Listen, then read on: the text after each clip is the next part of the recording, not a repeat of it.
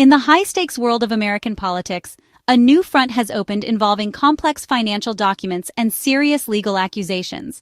The Trump administration is investigating alleged mortgage fraud targeting prominent political adversaries, raising questions about motivations and political warfare. Central figures under scrutiny include Democrats like New York Attorney General Letitia James and Federal Reserve Governor Lisa Cook. Critics suggest this is a coordinated effort to neutralize opponents, while the administration claims it's enforcing the law.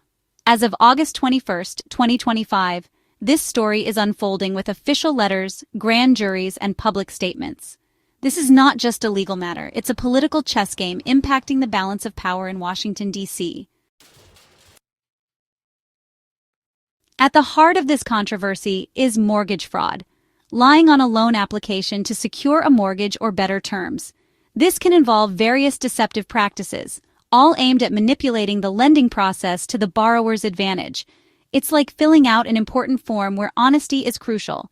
Any false information can have serious consequences, not just for the borrower, but for the entire financial system. Lying on a mortgage application is a federal crime because it can harm lenders. When lenders are misled, they may approve loans that wouldn't otherwise qualify, leading to financial instability. Common fraud includes inflating income or misrepresenting a property's intended use. For example, claiming a higher salary than you actually earn, or stating that a property will be your primary residence when it's intended as a rental. Claiming a house as a primary residence when it's not can be fraud. This is because lenders offer better terms for primary residences compared to investment properties. This undermines the lending system, as banks set terms based on risk. When the risk is misrepresented, it can lead to higher default rates and financial losses for the banks. Misrepresentation can lead to financial losses and market instability. The ripple effects can be felt throughout the economy, affecting not just lenders, but also other borrowers and investors. Not every error is fraud. Intent to deceive is key. Honest mistakes can happen, but fraud involves a deliberate attempt to mislead the lender. Investigators must determine if there was a deliberate attempt to mislead. They look for patterns and evidence that suggest intentional deception. This distinction is crucial in the allegations against public officials. Understanding the difference between an honest mistake and intentional fraud is essential for fair legal proceedings. Lisa Cook, a Federal Reserve governor, is the latest high-profile target in these investigations. Appointed by Biden, Cook is the first Black woman on the Fed's board, influencing U.S. monetary policy. Allegations claim she misrepresented her primary residence on loan applications for properties in Michigan and Georgia. Cook denies wrongdoing, stating the issue predates her Fed appointment. Her supporters argue this is a politically motivated attack to undermine the Fed's independence. Public financial disclosures show her mortgage rates were consistent with market averages. As of now, no formal investigation or charges have been announced. President Trump has publicly called for her resignation, increasing pressure. Key figures in the Trump administration are driving these allegations. William Pulte, head of the Federal Housing Finance Agency, is a vocal Trump supporter and critic of the Fed. Attorney General Pam Bondi, a Trump ally, received Pulte's letter detailing allegations against Cook. Bondi's role is pivotal in deciding whether to launch a formal investigation. Critics question her impartiality due to her political ties to Trump. President Trump amplifies allegations via social media, shaping the narrative. This transforms a regulatory inquiry into a national news story. Pulte, Bondi, and Trump form a powerful triangle of influence. Their coordination targets political opponents with financial misconduct allegations. This strategy uses government machinery for both legal and political goals. The investigation into Lisa Cook is just one example of a much broader pattern that has emerged in recent months, where prominent Democrats are being targeted with serious allegations of mortgage fraud and other financial crimes. This trend has sparked intense debate across the political spectrum, with many questioning the timing and motives behind these investigations. Some see it as a legitimate effort to root out corruption, while others argue it is a calculated move to undermine political opponents. Among those now under the microscope are New York Attorney General Letitia James and California Senator Adam Schiff, both of whom have played high-profile roles in recent political battles. Their names have surfaced in headlines nationwide as news outlets dissect every detail of the allegations and the investigations that have followed. Letitia James, who gained national attention for leading a successful lawsuit against former President Donald Trump, now finds herself facing similar accusations. The irony is not lost on observers, as the tables appear to have turned, putting her in the same legal spotlight she once directed at others. In Virginia, a grand jury has been convened to review the claims against James. The proceedings are being overseen by a special attorney appointed by Pam Bondi, a figure with her own history of political involvement. The appointment has only fueled speculation about the motivations behind the case. James has been vocal in her defense, firmly denying all allegations and characterizing the investigation as a clear act of political retaliation. She maintains that her record is clean and that the charges are designed to distract from her work and damage her reputation. Meanwhile, Adam Schiff, who became a household name as a leading figure in the impeachment proceedings against Trump, is facing his own legal battle.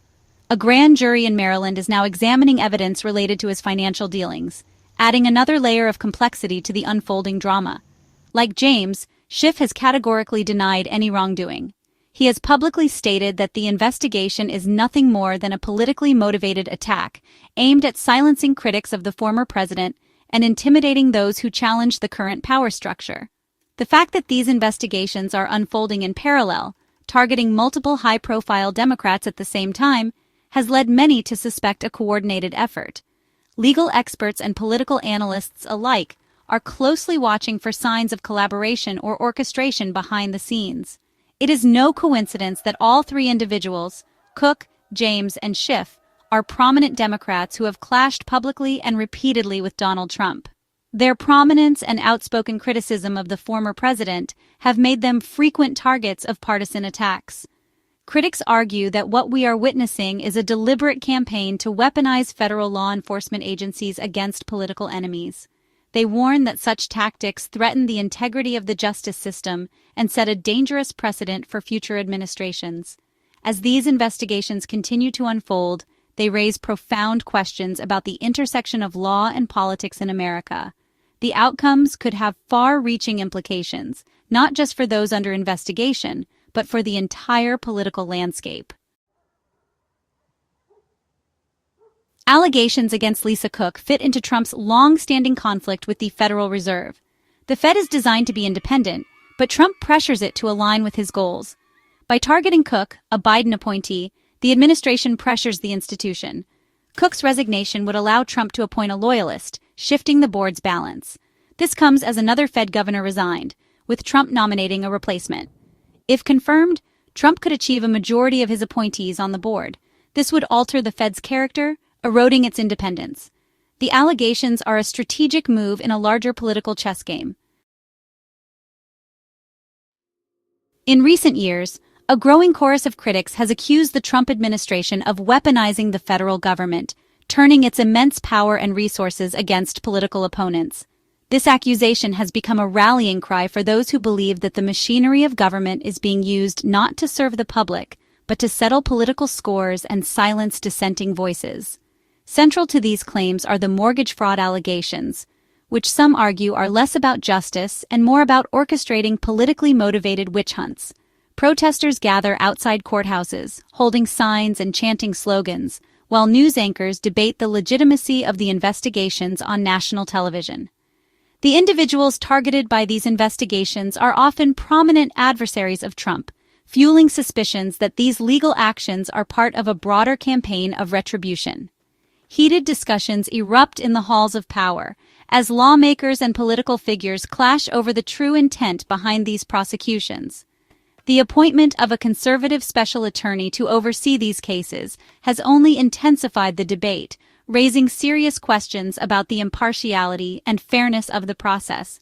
Critics worry that justice is being shaped by political ideology rather than the rule of law.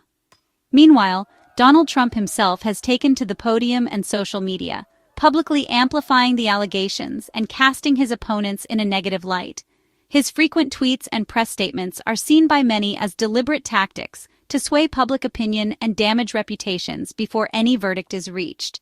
Yet, Trump's supporters see things very differently. They argue that the administration is simply upholding the law, regardless of the political status or influence of those under investigation. To them, the pursuit of justice should not be hindered by fears of political backlash. In fact, they claim that failing to investigate potential wrongdoing would itself be a political act, suggesting that justice must be blind to political affiliation if the system is to remain credible. This ongoing clash of narratives between those who see law enforcement at work and those who see political persecution has become a defining feature of the current political landscape. Television panels and social media feeds are filled with heated debates, reflecting the deep divisions in American society. At its core, the controversy is a test of the resilience of American institutions and the integrity of the justice system. Can these pillars withstand the pressures of partisanship and public scrutiny, or will they bend under the weight of political influence? As the nation watches, questions about the intersection of law and politics in a deeply polarized America grow ever more urgent. The outcome of these investigations may set precedents that shape the future of governance and justice for years to come. For now, the final chapter of this story remains unwritten, leaving the country to grapple with uncertainty and the hope that truth and justice will ultimately prevail. Understanding the allegations requires profiling the targeted figures. Lisa Cook, a respected economist, represents a different economic philosophy from Trump. Letitia James, New York's Attorney General, successfully sued Trump, now facing similar allegations. Adam Schiff, a central figure in Trump's impeachment, is also under investigation. All three have challenged Trump, making them targets. The allegations unfold against a backdrop of prior political conflict. Their histories and confrontations with Trump are key to interpreting the investigations. The story continues to develop, with the truth yet to be revealed. As of August 21, 2025, the mortgage fraud allegations remain fluid. No formal charges have been filed against Cook, James, or Schiff. The process is in early stages, with grand juries reviewing evidence. The situation presents two contrasting narratives: law enforcement versus political attack. The administration claims to uphold the law, while critics see a coordinated political attack. The truth may lie in details yet to be revealed. The coming weeks will be critical as the public watches for developments. This episode tests the resilience of institutions and the integrity of the justice system.